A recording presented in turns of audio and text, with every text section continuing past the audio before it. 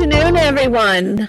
We truly hope you've been enjoying the conference so far, and it was a great lunch. So whoever did the choosing of the food, it was excellent. And this is from a picky person saying it, so way to go. Patrick asked me to introduce the next group because the person who was supposed to introduce the next group is running a little late, but I think it's kind of wise. I'm neutral. We run day programs, so maybe we're the right people to ask to introduce. We are going to hear from Kristen and Jeremy and Rick and Lauren concerning performance-based. I am going to put a little plug in and understand that we don't come under it. So, but I really think that it really serves as a roadmap for a potential great future. I know there's going to be a lot of bumps and bruises over the next several years, guys, if there is, but I really do think that it's done with thought and trying to create, and I can speak a little knowledge because I did sit on the committee for the support coordinators. And I know the group of people that I was with, they took it very seriously. And we really tried to think of good ways of measuring good outcomes to make a difference in the lives. And as a mom, I will always appreciate that. So here you go.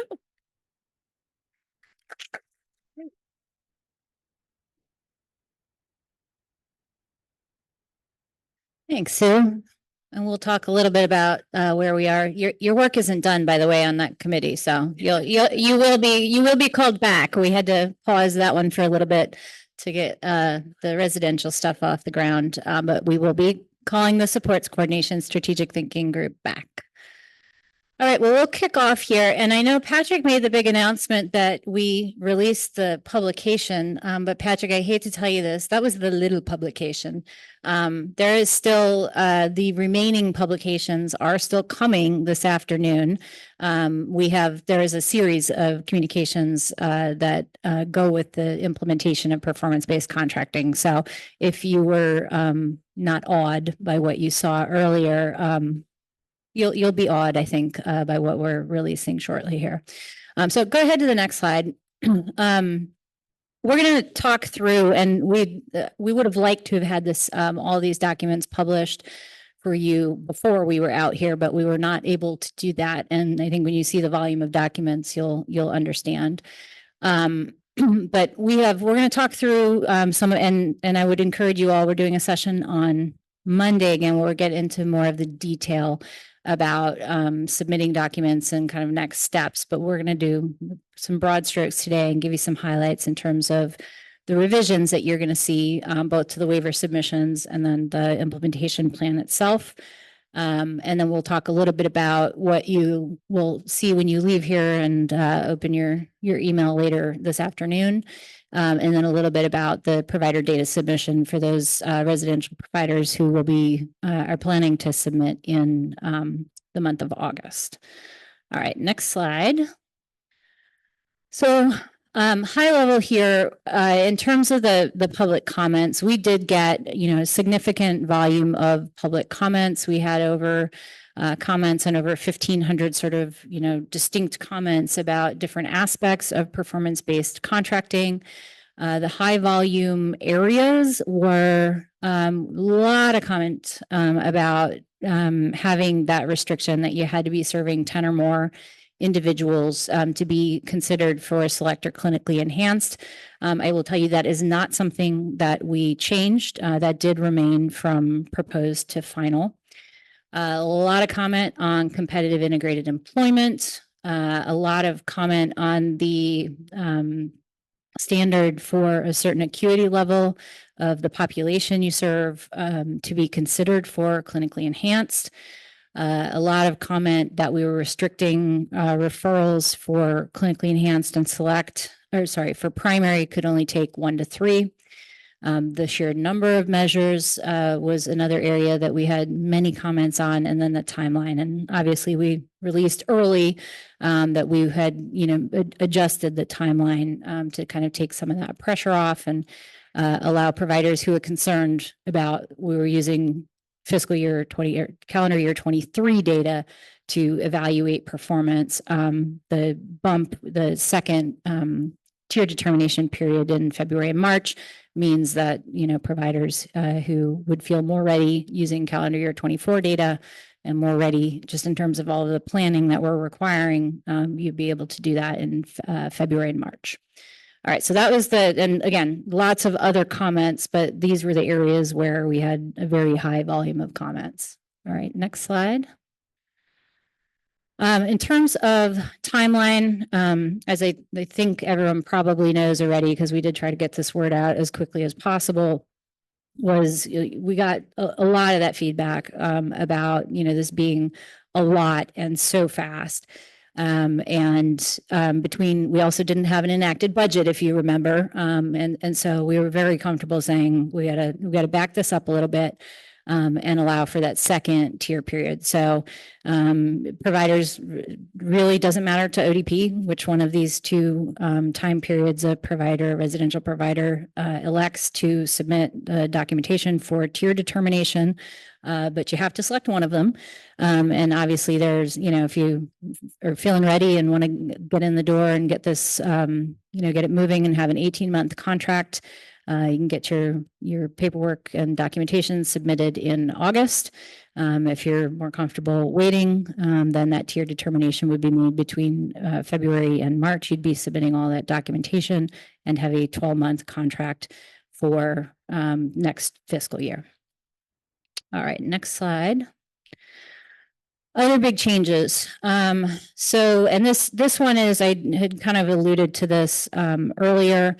The other big changes were that we had with the enacted budget. So we added for pay for performance without the enacted budget piece, this rural provider capacity, giving us some ability to make sure that if we have access concerns, we have some financial tools to make sure that we can support providers to expand their capacity in rural areas. So that's been added. And then the other piece of this with the enacted budget was, shifting since we lowered the rate add-ons, shifting our ability to do some additional pay for performance for clinically enhanced and select providers. And then obviously I've already shared the rate add-ons. All right, next slide. And then I said we had a ton of comments about employment and the fact that we were, the initial proposal had to be select or clinically enhanced benchmarks for employment, the minimum benchmarks that had to be met. We had overwhelming comments, and not just from providers on this. We had some families that had some real concerns about the employment requirement. So we have removed the employment benchmarks as a requirement for residential at this point. We also did adjust, again, flood of comments on, and a big concern from providers saying, if I'm perfectly comfortable being a primary provider, but I tend to specialize in supporting people with medically complex needs. And if I can't take referrals for 4 and 5, when I have a vacancy, my resources are going to waste. I'm not going to be able to fill that vacancy with someone who really needs our medical expertise. And so we had lots of compelling reasons why we changed that. So for primary can take, 1 through 4. We also have made it very clear. There was also a lot of misunderstanding that select and clinically enhanced could only take 4 and 5. So we've said, no. That was never the intent. Select and clinically enhanced can take referrals from any needs group. But we did bump this up to 5, given the concerns there.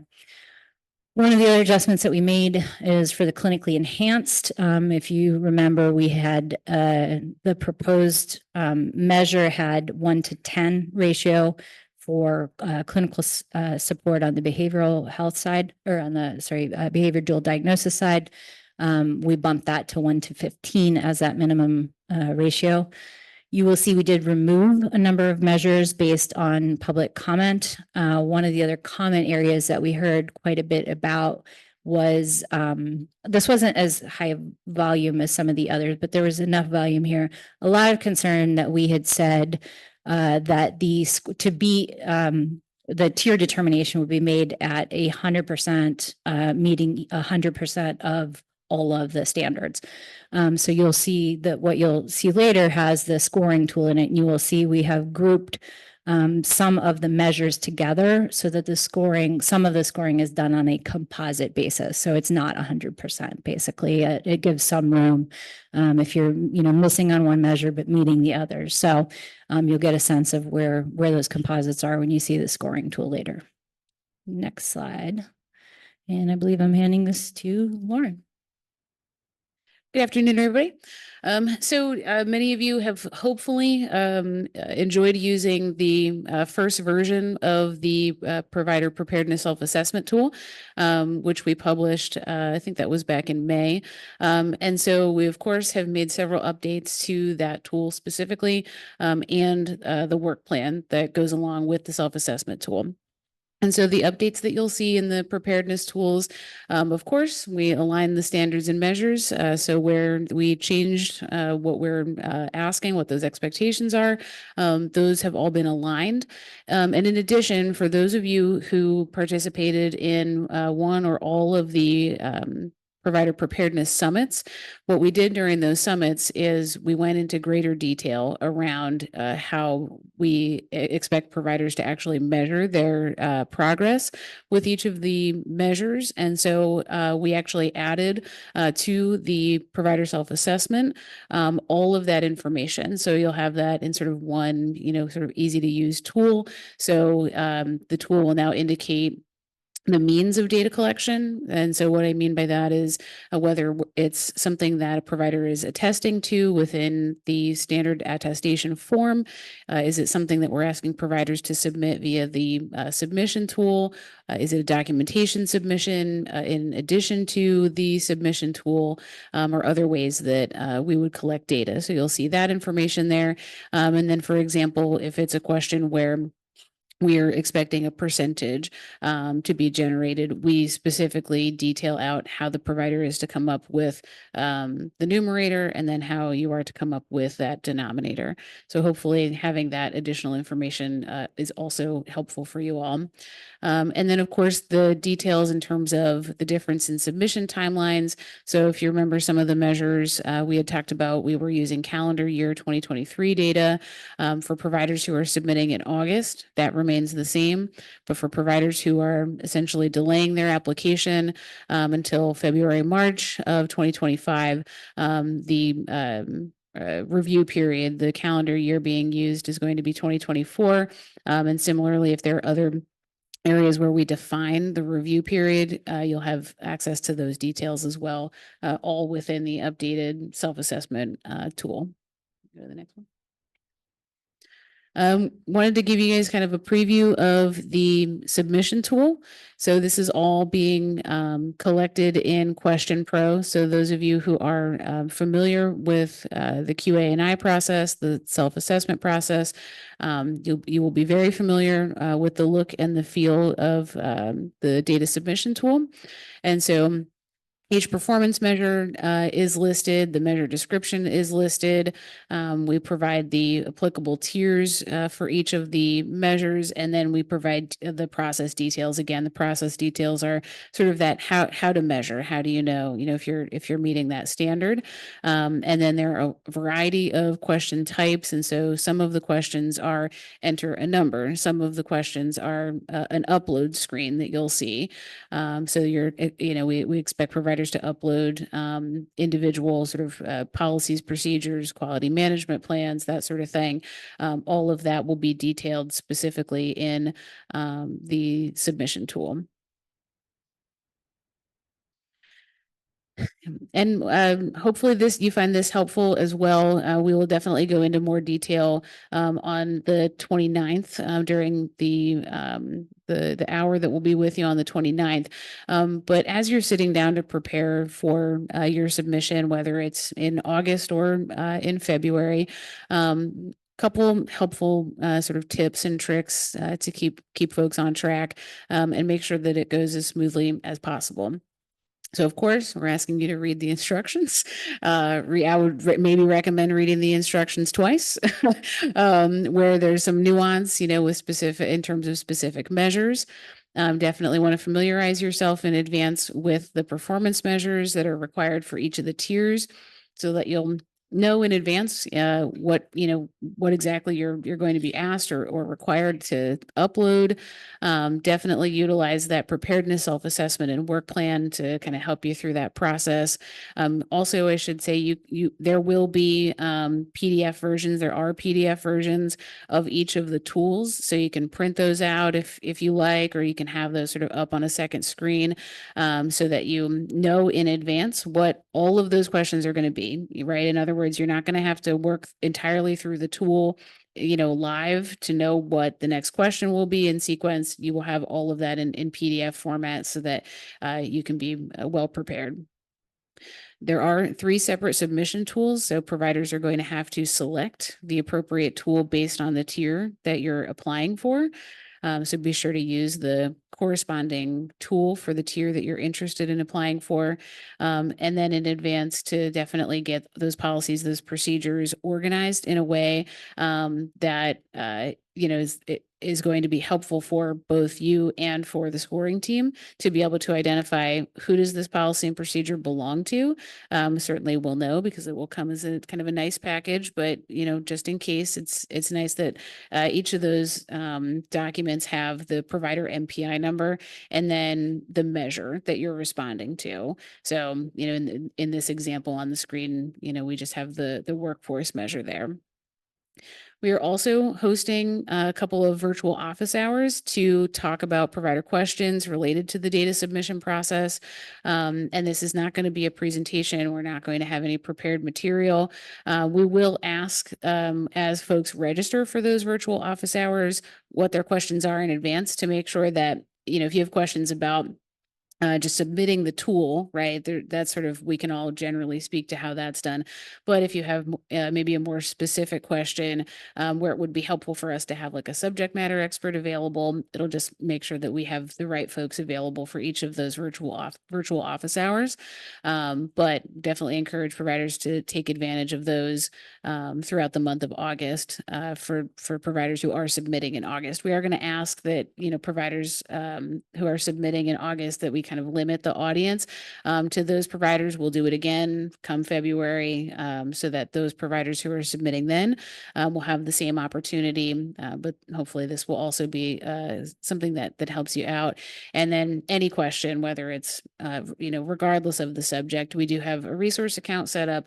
And so providers are, certainly encouraged to reach out with any questions related to preparing for the submission, the actual submission, using the Question Pro tool, anything related to measures, please send that on over. And we'll use the the questions and the responses that we're collecting from that mailbox to help us inform frequently asked questions documents that we will also make available to everyone.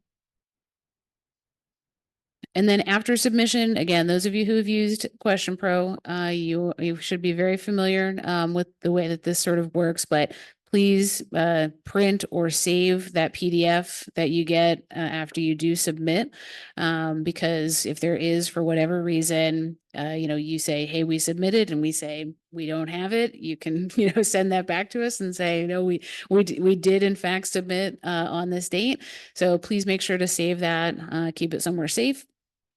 And then what's going to happen after that is ODP will score the submissions in their entirety. So we will review all of your submissions with the scoring tool that's been developed and will be shared with everyone.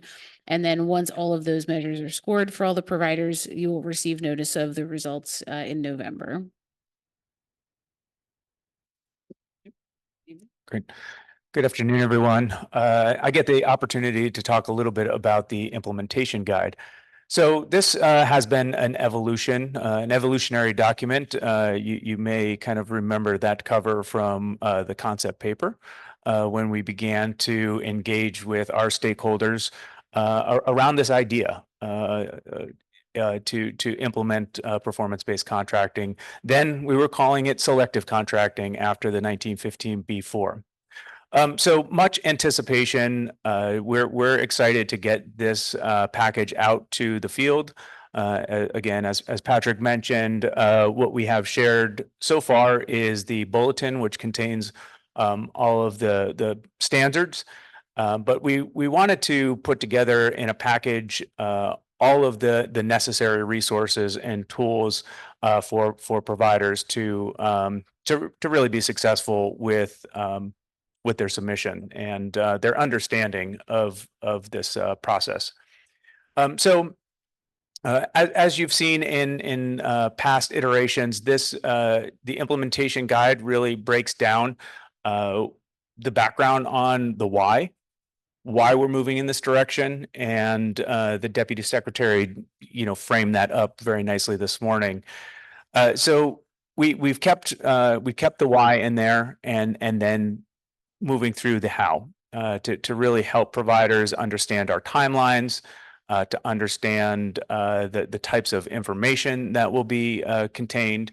And then what we've also included, again, as I mentioned, all of those relevant documents, the performance measures, the attestation tool. This is nuancy, but to avoid confusion, we've included the attestation in the implementation guide, just as I guess I'll call it a hard copy. In addition to the entire communication or ODP announcement that goes out, you'll see several other attachments that accompany this document. One of them is a fillable version of the attestation. So again, kind of in the weeds, but may be relevant to you as you start to open those up.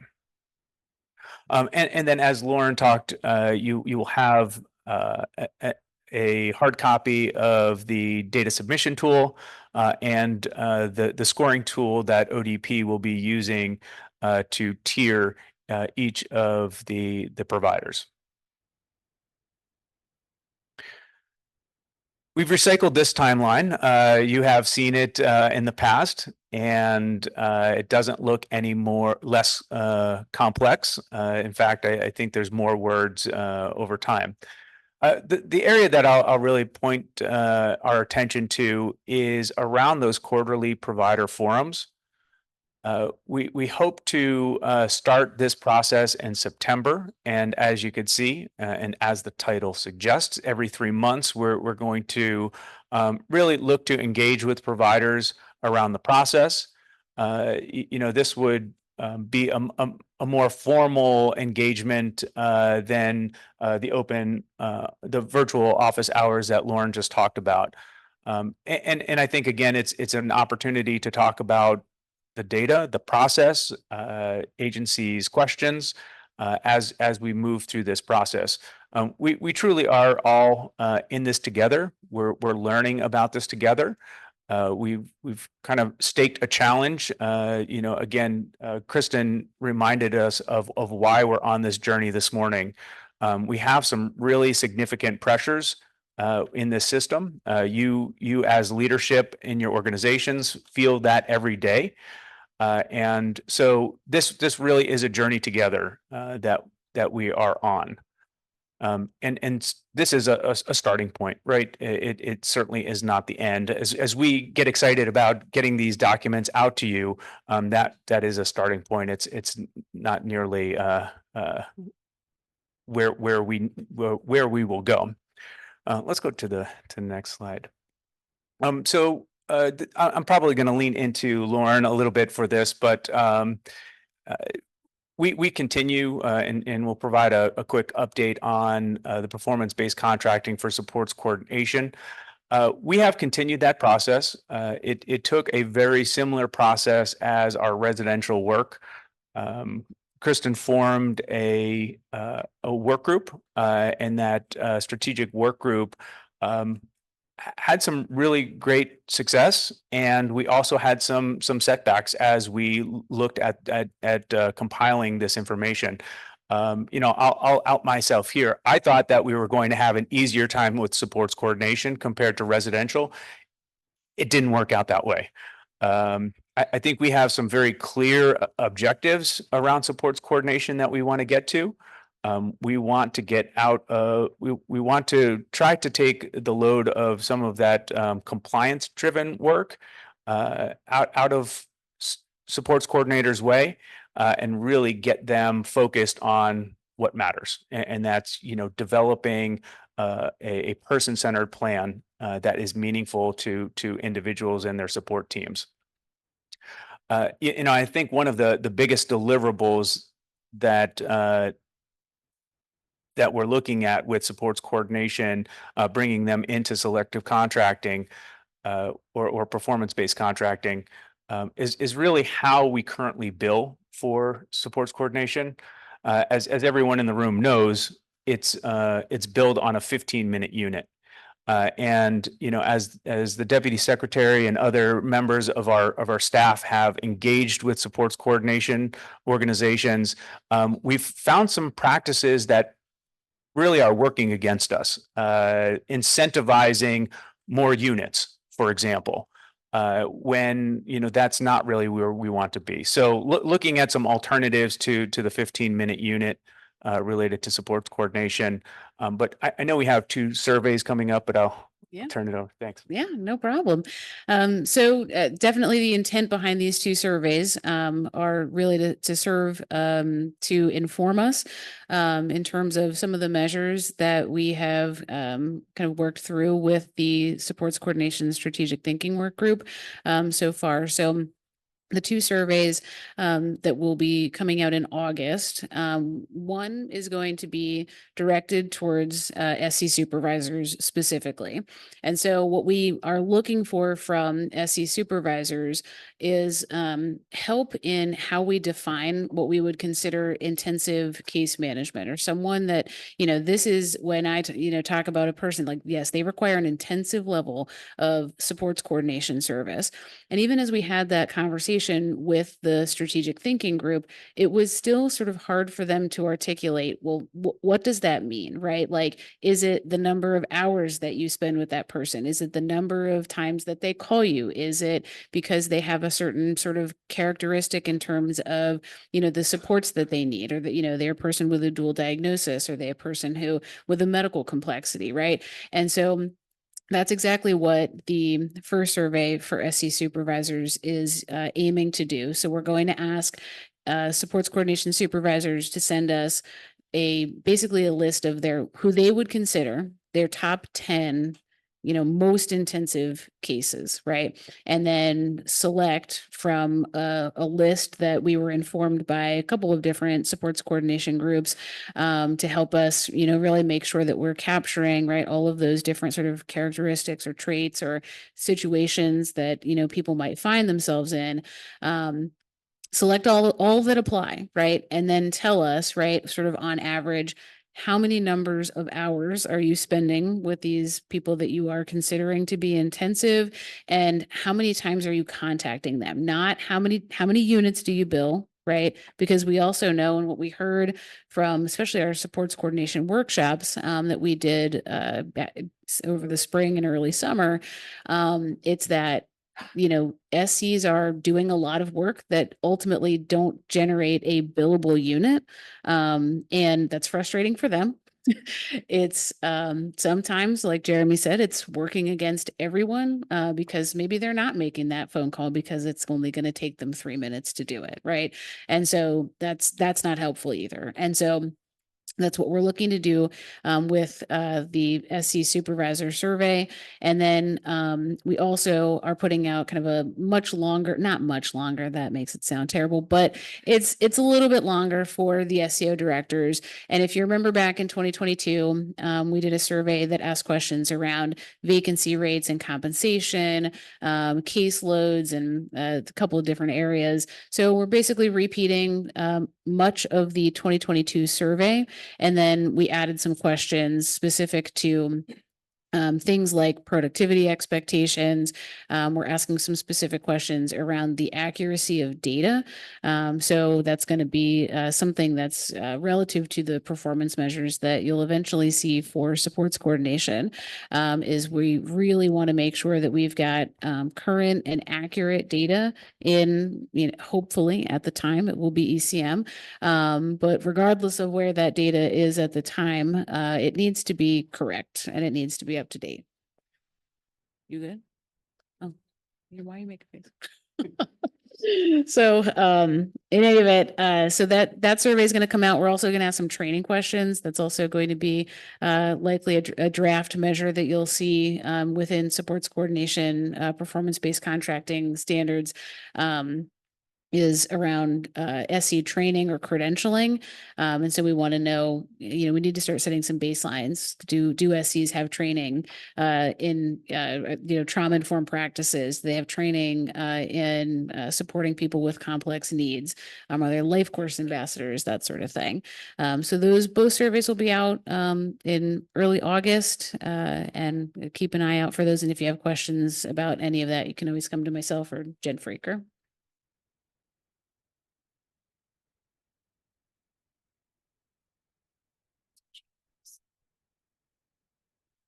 The other thing you'll see when we release, so the real parallel timeline by November, hopefully we'll have those draft measures out so that people can take a look at them. And what you're going to see, and if you've seen what's already out there from the work group, is a lot of parallels and supports with what we're doing in residential. So, in the residential measures, you're going to see a question about what your procedures are in terms of communicating with supports coordination if there's a change in employment, because often residential providers are going to know something that a supports coordinator doesn't know. And the data, our employment data, is primarily from what supports coordinators plug into HCSS and eventually ECM. And so, there is a lot of pressure in terms of those data being accurate, and a lot of that pressure is going to fall on SCs. But you're going to see connections related to types of residential service, that continuum, the employment, around family engagement. So there's lots and lots of parallels, because when we put this performance-based contracting plan together and looked at how we really drive the change that we need in our system, the two key areas are residential and supports coordination. We can't do this without supports coordination. And it is very fair to say that supports coordination is extremely broken, right? We are all reliant, that is the pivotal, that's the key, in terms of a person getting a really solid person-centered plan, in terms of a person having an understanding of what's all available to them, in terms of, helping them think about, the course of their life over their lifespan, helping with that family support and connecting them to community resources.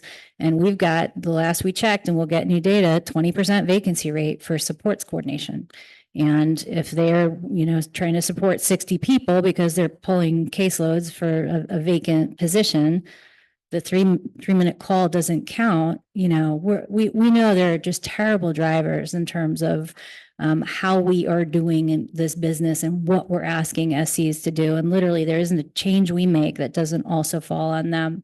So we've got to really reset what we're doing and how we're doing it. And, I think, again, this will put us on that path. It'll support what we're trying to do in residential as well. And those two things, I think, will really shape. If we get, DSPs credentialed in residential, that's going to be credentialing across our system. That's going to really pave the way. So, I hope that that all of these connections, I know these are big, complicated packages. When you see the 200-page publication, the implementation guide, again, this is triplicates of things. You've got the question pro printed out for primary select and clinically enhanced. You've got the attestation printed out for all three of those, but there's a lot of detail in these documents. But as you are reading them and thinking about them, I hope you can see the connections and how these things are really lined up to drive a much bigger system change. The other thing is, this is this really is the starting place. This is Pennsylvania saying that we have cooked into how we do business, how we want to pay for this, a continuous quality improvement. We've put out our QM certification years ago, been put in our regulations that you have QM plans. We've been, building that we've built it into CPS most recently. And this is really the most structurally we're embedding continuous quality improvement, which I think will phenomenally benefit individuals and families that we're all here for. So the other thing, is that obviously this isn't going to be once and done. You're going to do this large submission of data and documents, get a new contract. And then there were a lot of questions, about, how am I going to know my data? I would really encourage you all to come to those quarterly forums that we do. We will be sharing out our data. They are intended to be a community conversation about these data. The other thing that we are going to need from the provider community is a conversation. Is this working? What are the barriers here? How can we make this better? Did we miss the target in terms of what we were thinking for this being the right place for us to be focusing our energy? Those forums, I think, are going to be a really important dialogue for our system. We're doing these virtual office hours. We've got these forums set up. We've got we'll do webinars on areas specific that come up, but we are going to need to hear, and we often rely on the associations for this. We'll keep doing that. But it's critical we get this right. And so this is intended, we will need a dialogue. Please engage with us in those quarterly sessions as we're moving this forward. And I think we have time for questions. Kristen, let me jump in with just a couple follow-ups. Mhm. So first on the timeline, it would seem to be contracts are due, correct? July 31, so next Wednesday. So can you provide a status report on, are there contracts outstanding? Should we be reminding people now to make sure they get them in? Provider agreements, Sorry, provider agreements, yeah, per the timeline. The last I checked, I want to say we're about 50%. Hopefully we are beyond that at this point. But definitely, if you have not submitted your updated residential provider agreement, please get those in as quickly as you can. Yeah. Okay, so that sounds like an update reminder would be warranted if you're at 50.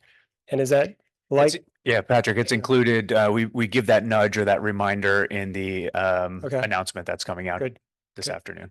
Yeah, and I know that this may be clearer whenever we see the documents, but the scoring, am I understanding it to be above a certain level? It's a qualified yes, or is it a range or?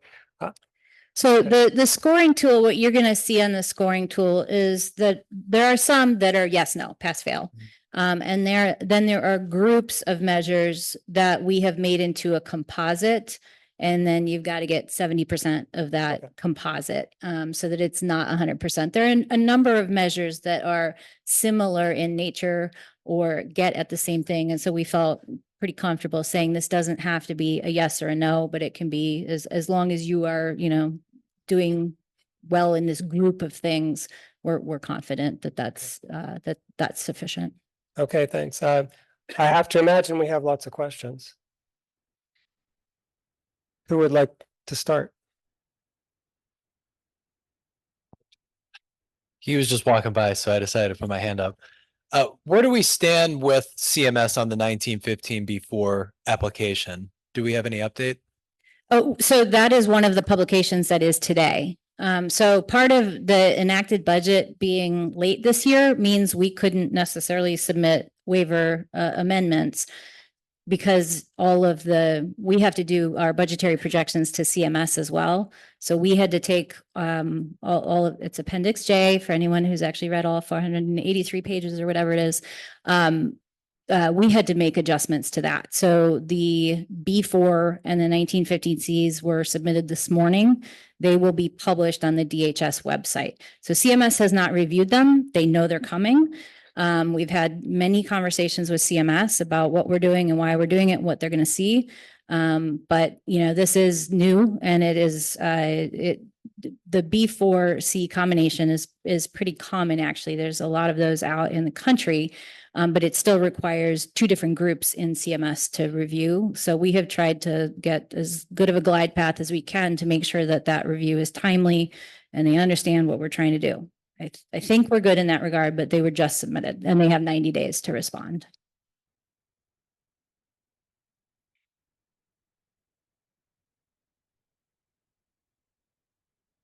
So if I understood your presentation correctly on employment, you've removed the standard for employment from the residential side. So I understand there's a difference between a standard and a reward for hitting a financial reward for hitting a benchmark. So if you've taken the standard out, are you going to keep anything in there for employment there? And the second part is for the SEOs, will you be including any kind of employment rewards or standards for how many people that they serve, have employment as a goal, has employment services authorized, services provided, and CIE outcomes? Thanks, Stephen. I appreciate the opportunity to clarify because I kind of breezed past that too quickly. So for competitive integrated employment, there are still performance measures for competitive integrated employment. We are going to need to see a plan for every residential provider. What is your plan? How do you support people to be employed? What's your plan to improve that? And we are going to ask providers to report your own numbers on employment so that you for sure know what your own numbers are and that you're looking at that by acuity. And that, we're also asking what is your communication with supports coordinators to make sure that if there is a job gain or a job loss, that SCs have that information. So there are still standards. It will still be pay for performance. So we're still going to incentivize people getting employment for residential providers who are managing to improve the numbers on employment. That's all still in there. What was removed is that you have to hit, 19% and 4% for acuity. We have taken out that requirement to be select or clinically enhanced. On the supports coordination side, we still have those benchmarks in there. I would really like to keep them in there, but again, as I shared, the public comment was really overwhelming. We have gotten sort of similar pushback on the supports coordination side, that the benchmarks, that we shouldn't include those. I do think it's a different calculation on supports coordination, so we will continue proceeding with the rationale that it makes a lot of sense to have that in there and to financially incentivize it. So based on the changes that you've made so far, right? Yeah, based on the changes that you've made so far and what we've seen, is your expectation, has that shifted at all in terms of the percentage of providers that you see hitting the select and clinically enhanced tiers? No, from the beginning, we've said that we expect about a quarter of providers to be in those two pools, and that still holds. And I guess my next question would be, should you see an unexpected increase in providers hitting those marks of select and clinically enhanced, are you confident that the money exists to support the increased percentage on the fees? So, yeah, we will have to project for this, right? And, one of the things that you will see, one of the measures that was changed, although the numbers don't change, is on that acuity piece. That's still in there. And for clinically enhanced, that is now the top quartile. So you've got to be, of the provider pool, you've got to be serving the top quartile of individuals with acuity on aggregate.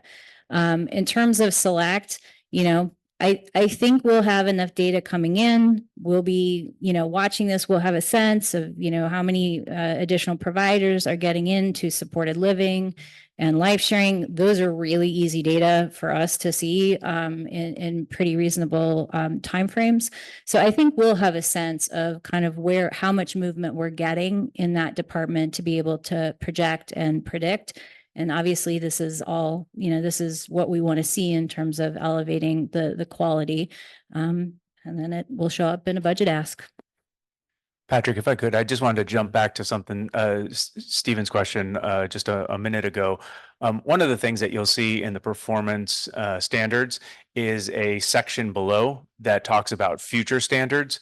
So that's where you'll find some of those original standards that were included in this first draft. So it's an indication to know that is not off our radar, and we want to keep that in your minds as well. You saw what our draft target numbers were, or percentage numbers were. So it again continues to give us something to aim at together. Published data, just back to sort of following up on how this all breaks out now that there is an appropriation. So my recollection is there really wasn't a breakout. Everything is kind of bundled into rates. So we have the percentages of increases in fee schedule, for instance, residential, non-residential, and we know what the add-ons are for clinically enhanced and select. 3% was published in terms of pay for performance, and now we're talking about some flexibilities and different things. So are we still going with 3% of provider payments as target of qualifying revenue? Is there a different number? And if I've missed that anywhere, forgive me and just point it out to me, but is there guidance on how much is now being dedicated? I guess, Kristen, this reflects back to our earlier conversation where you don't have flexibility to do things. So I'm just trying to hone in on what flexibility is written into this waiver. Patrick, thank you for including Rick in this conversation. Yeah. So there's not a lot of specificity around that, Patrick, because we're going to be defining the pay for performance as we go. But the bucket for performance-based contracting is included in the broader 354 million or whatever. Yes. Okay. But of that, some number now, which we knew the number before, I'm guessing now we won't know the number until maybe the rates are published, right? As far as fiscal impact. I'm thinking that's probably a pretty good guess. Yes. Okay. So. Well, and we complicate it by adding some ARPA funding, which isn't included in any of that. Yeah, if you could elaborate on the ARPA funding. I think I'm hearing ARPA funding two different ways. I'm hearing an extension to spend the money, but it sounds like somehow it's more money. So. Well, yeah, I mean, you saw the anchor presentation. Not all of the initiatives have been implemented. Not all the money has been spent. So having the extended period to spend it and also being able to, reallocate amongst the different initiatives is where the extra money is coming from. Okay. And recall, we had ODP had initiatives related to credentialing and employment. So in terms of like an easy guide path, we hope to be bringing in additional funds for pay for performance. I think the extension on ARPA, the available money gives us, some more that we can pull into this. Okay. But I'm guessing you have pay for performance initiatives in mind to get out of the gate. There was discussion about there would be funds to go out to cover some of these costs, build infrastructure, do those types of things. That's still on the table? Of course. Yes. Okay. Yes. Okay. Just to clarify on the employment piece, for those of us who are day providers who do have residential people that we're serving and they are out in the community working, the residential provider will be able to take credit for that individual, won't they? And some, because in essence, they are supporting us as we support their client in the workplace, even if it's during the day when they would have been in a facility, not in the evening, because we found the job and the job goes from 9 to 3 at Westminster University. So it's not during their time, but they'll still get credit for it, won't they? Yes, yes, it is number of residents employed. Regardless of any other circumstance other than their working age. Okay, They're working age and they're a resident in your program. okay. Yeah. So that just means that we need to communicate more closely. I know it's data that we put together for the ISPs, but we have to be more cautious and conscientious about communication.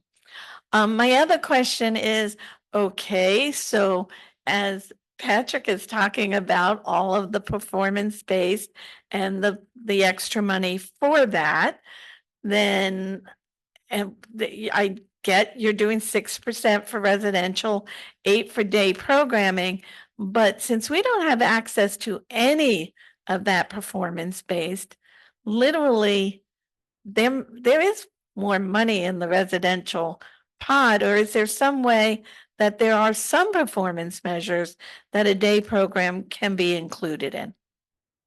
At this time, there really aren't, Sue. I mean, we were very specific in, the work that we're doing around residential, then we're moving on to very specific. Well, your time's up, I guess. He's trying to get me off stage.